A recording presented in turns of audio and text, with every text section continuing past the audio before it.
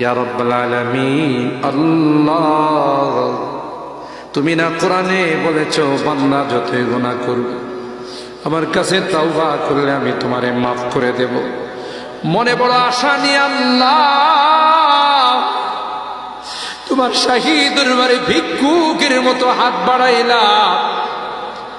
তুমি যদি ক্ষমা না করো, কে আমাদেরকে ক্ষমা করবে? কে আমাদের মাফ করবে?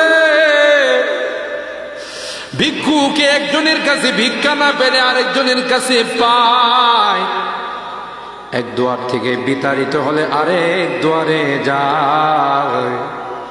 তোমার দরবার থেকে যদি মাহরুম হয়ে যায়, বিতাড়িত হয়ে যায়, কার কাছে যাব? কে আমাদেরকে ক্ষমা করবে?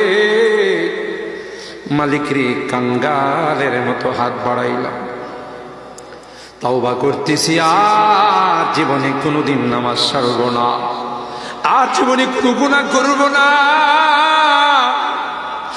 আর জীবনে কোনোদিন বেপরদায় চলব না, আর কোনোদিন সুদী লেনদেন করব না।